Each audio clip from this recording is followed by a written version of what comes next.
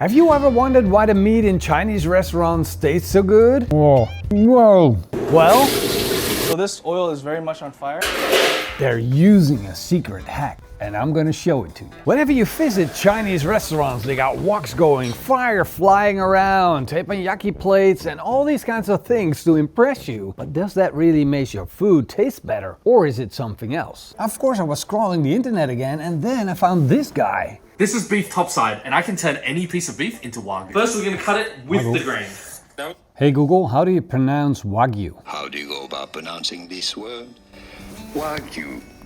Wagyu. I just was thinking, I must be wrong. Glad to find out I am doing it right, finally, and someone else is doing it wrong. So we can just continue with the This video. is how Chinese restaurants tenderize their beef. Yeah. This is beef topside, and I can turn any piece of beef into Wagyu. First, we're gonna cut it with the grain. Now we're gonna cut it into thin slices against the grain. Our beef and put it in the bowl. Our secret ingredient, baking soda. Give the cow some water. Give the cow a Thai massage. Teach the cow to drink all of this water. Add salt, sugar, chicken powder, white pepper, little bit of yum yum, sesame oil, calcium wine, dark soy sauce, starch. You wanna massage all these flavorings into the beef. Look how much volume we've gained. Normal beef in the wok. And take it out. Velveted beef. Take it out the oil and look at the difference. Whoa. Can you see the difference? Yeah, This man. one's all- See, it's like that's what I'm talking about. Yes, it's not like Wagyu, it's like Wagyu.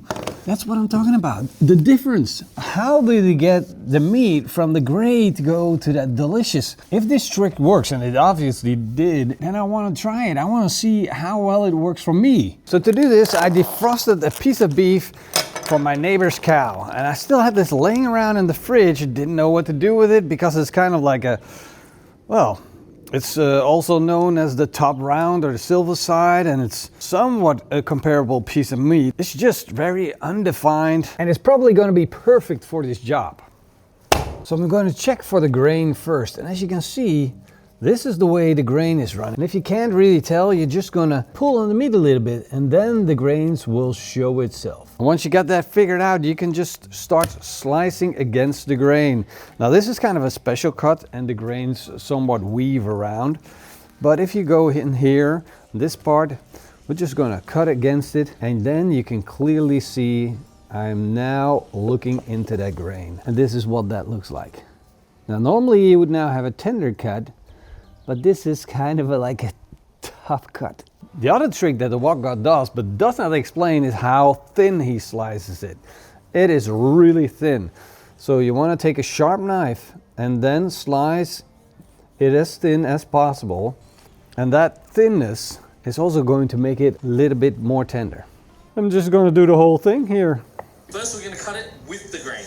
Now we're gonna cut it into thin slices against the grain and put it in the bowl. Got Our it. secret ingredient, baking soda. Baking soda. This stuff always scares me. Look, it's got 100 uses. Cookies, dishwashers, vegetables, pet freshers, and people are super excited about using this for cleaning. I don't know why. Maybe it's because I don't understand it really, but it is sodium bicarbonate. And it kind of like breaks everything down. And whenever chemistry comes into cooking, it kind of scares me a little bit. Not because it might not work, but basically because I don't know what it actually is and what it does. And well, how much of it I can actually eat. Well, it's the secret ingredient, so we really can't do without it. How much do we need though? Secret ingredient. And it's supposed to be half a teaspoon per pound of beef. And if I look at this, it's a little bit more than that. It looks more like a teaspoon per pound of beef, but I'm just going to be safe. You only live once, so there we go. It looks exactly the same amount that he actually uses. Give the cow some water. Some water, it looks about a quarter cup. Give the cow some water. I hope he knows it's actually beef. I'm gonna go with 1/8 of a cup. I think it's enough. A couple of tablespoons is probably smarter. I can always add more. Just gonna mix that in. Nothing's happening yet. Don't see anything happening. Massage, massage. How long does the massaging take? I have no clue. Salt. Salt. Sugar. Got it. I just salted as I would normally. Sugar. And it's kind of funny thing.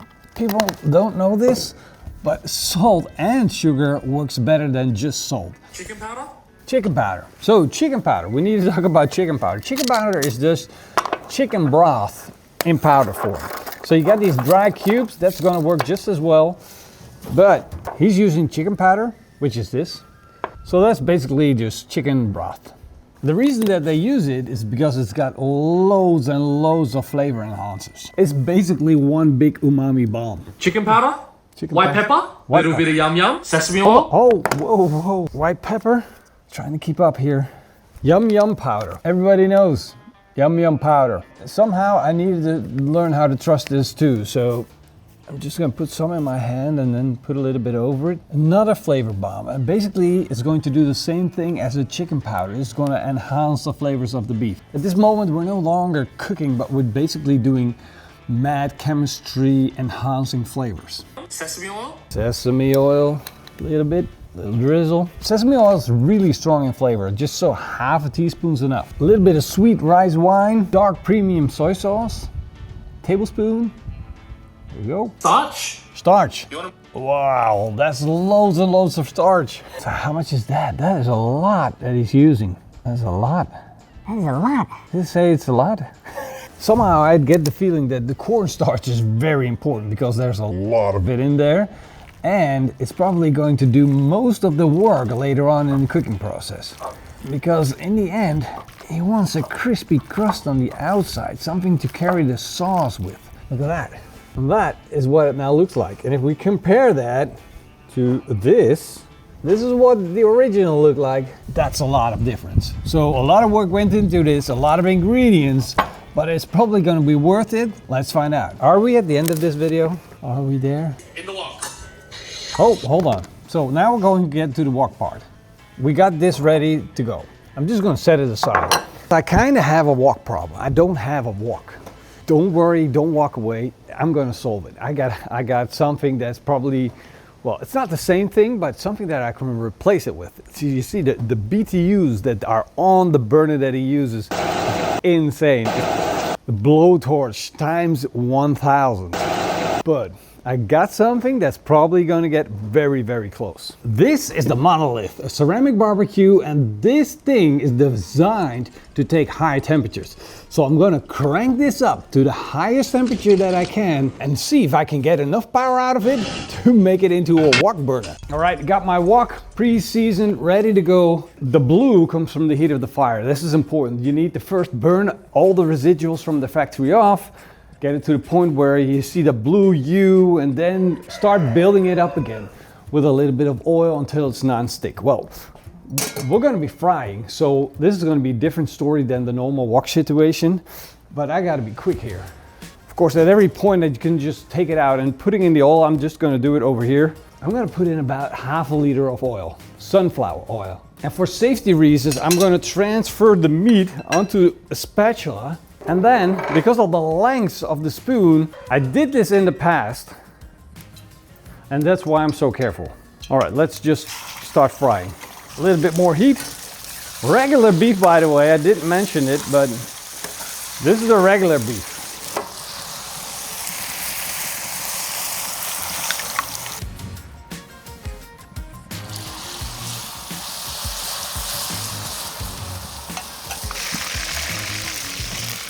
Look at the difference. It is exactly like the way he did it. Look at the difference. That beef is completely gray.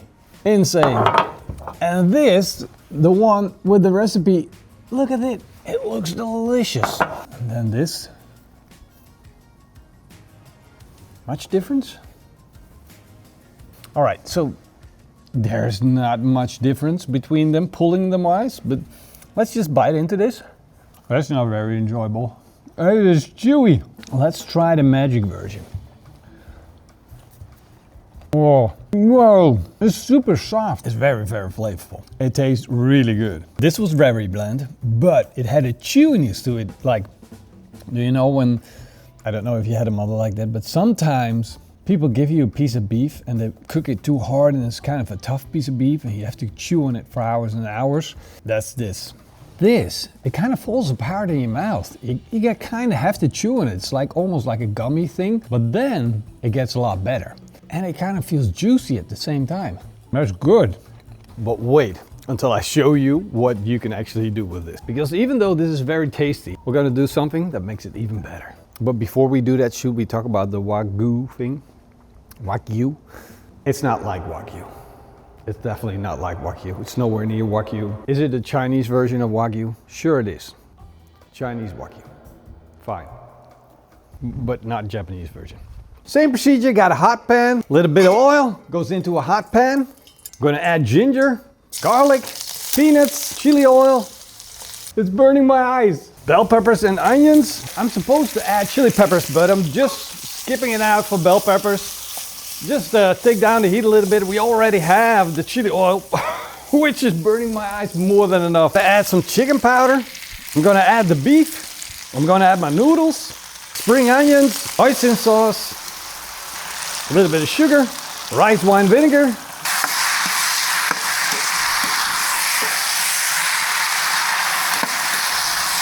It's unbelievable how much energy that Woks puts out, and it makes so much difference in flavor. It is like, I've cooked many of these recipes at home, but in a wok, it's just completely different. I'm super thankful for the wok god to show us how to make Chinese Wagyu, because this is the hammer, man. This is the stuff that you want to eat. Wow. This bowl is in front of me. I'm gonna like stick my face in it and just hover it out. This is the good stuff. So let's give it a try. Now my noodles. Wow. The thing that I love most about woking is the crispy vegetables. That's awesome. I'm gonna try some more of these wok god recipes. Man, this is insane. Hope you guys enjoyed. Wow, I'm salivating so much I can hardly speak. Relax. Don't think about the food. Thank you guys for watching. Hope you enjoyed this video.